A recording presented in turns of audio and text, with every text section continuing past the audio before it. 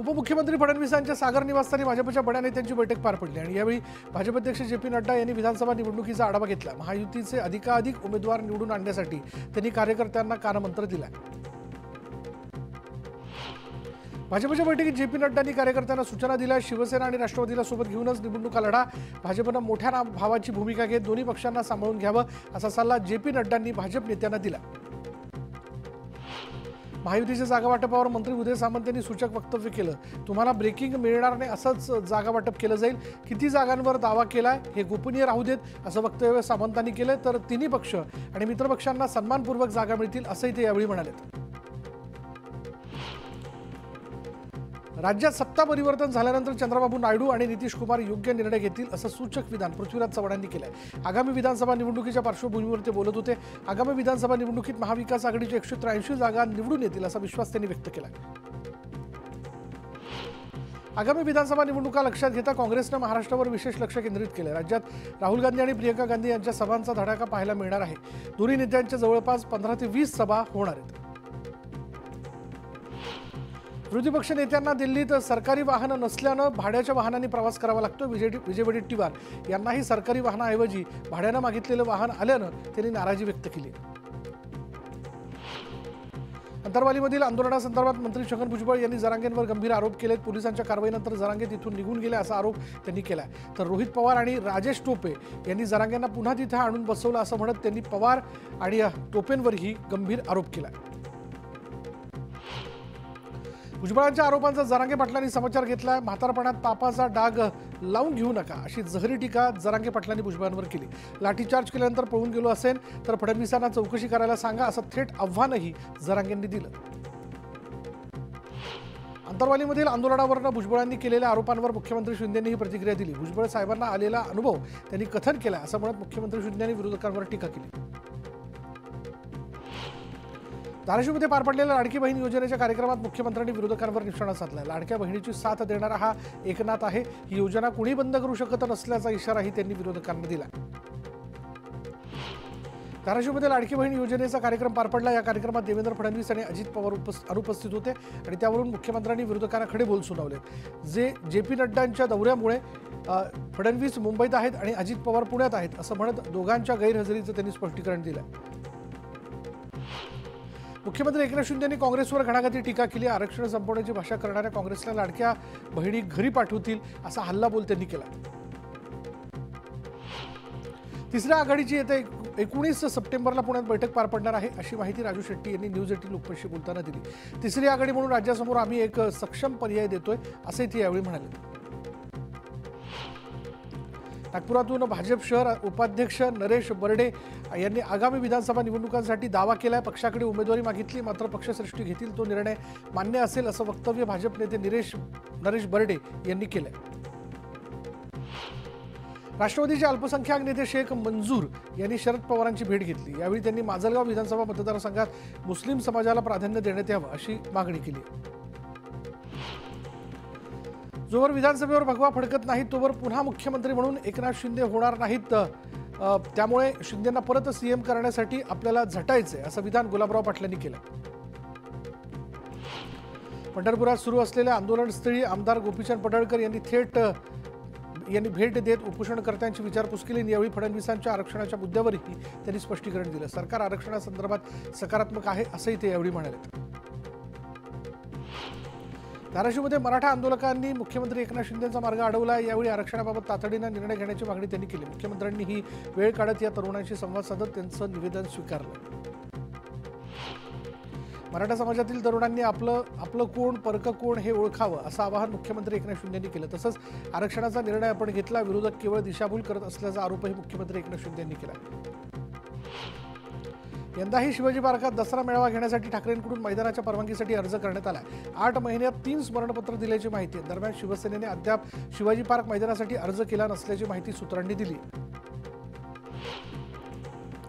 आनंदाश्रमात पैसे उधळल्याचा video Kedar दिघेंकडून tweet करण्यात आला होता आणि या संदर्भात संजय राऊतांनी प्रतिक्रिया दिली। अत्यंत विचलित करणारा व्हिडिओ आहे। पवित्र वास्तूत धिंगाणा घातलाय आणि हा आनंदाश्रम पूर्वीचा राहिलाय का की तिथे देखील लुटीचा पैसा ठेवला जातोय असा सवाल संजय राऊतांनी उपस्थित केलाय। हिंगोलीच्या वसमत तालुक्यातील पूर्णा सहकारी साखर कारखान्याच्या वार्षिक सर्वसाधारण सभेत चांगलाच गदारोळ झाला। निवडणुकांआधीच गुरु शिष्यांमध्ये राजकीय वातावरण तापलं। अरविंद केजरीवाल यांना जामीन मंजूर झाल्यानं अकोल्यात आपच्या कार्यकर्त्यांनी जल्लोष केला। मिठाई वाटत ढोल ताशांचा गजर करत कार्यकर्त्यांनी फटाक्यांची आतषबाजी केली।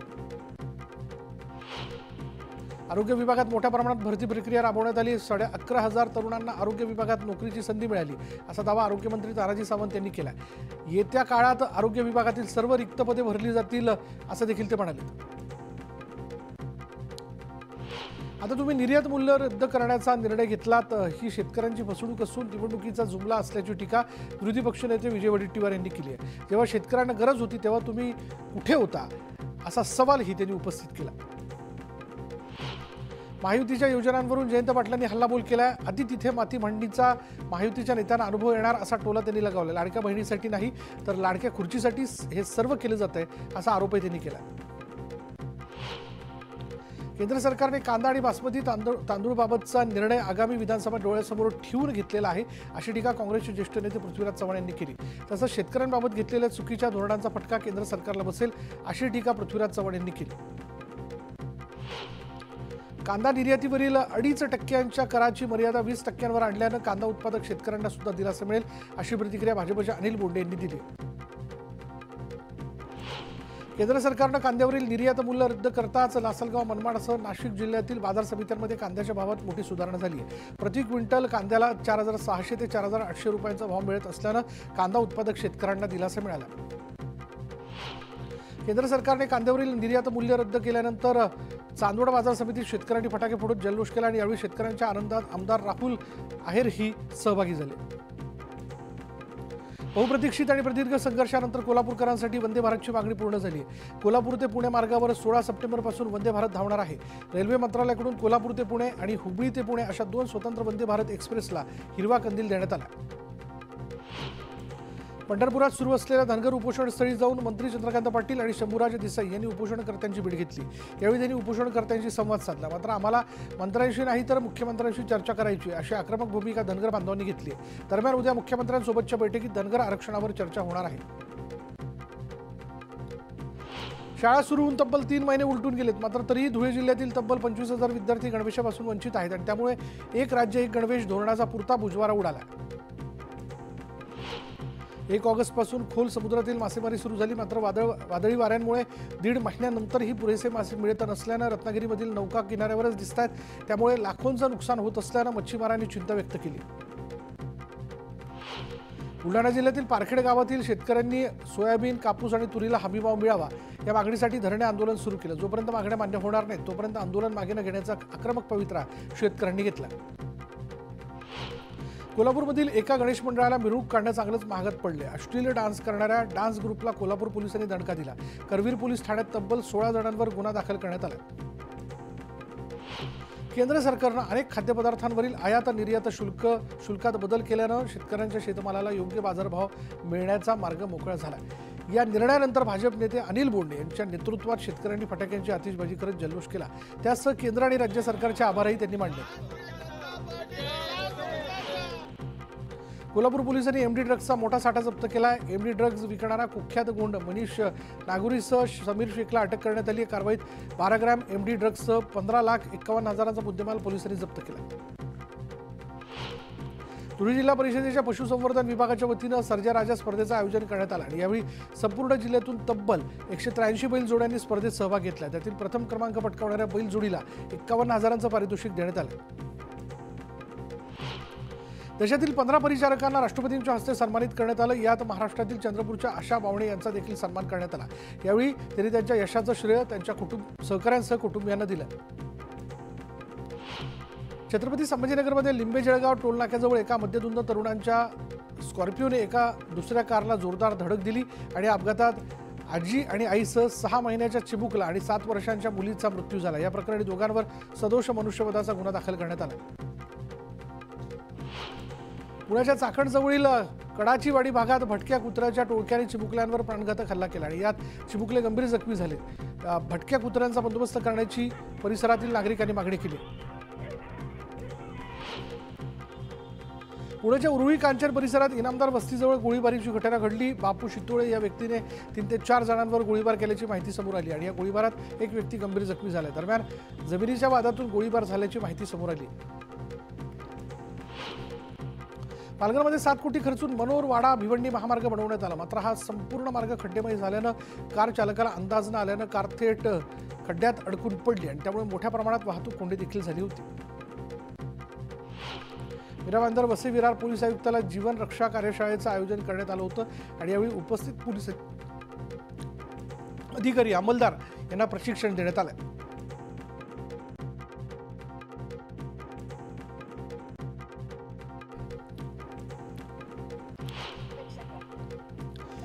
सरकारी सेवेत कार्यरत असणाऱ्या 5000 पेक्षा अधिक स्वातंत्र्य सैनिकांच्या पाल्यांना सेवेतून वगळण्याचा निर्णय सरकारने घेतला। याविरोधात छत्रपती संभाजीनगर इथल्या विभागीय कार्यालयासमोर स्वातंत्र्य सैनिकांच्या कन्येनं अन्नत्याग आंदोलन सुरू केलंय। मागील 1 महिन्यापासून कोलकात्यात आरजी कार रुग्णालय परिसरात ज्युपिटर ज्युनियर डॉक्टरचं आंदोलन सुरू आहे आणि आंदोलनकर्त्यांची पश्चिम बंगालच्या मुख्यमंत्री ममता बॅनर्जी यांनी आंदोलनस्थळी जात भेट घेतली।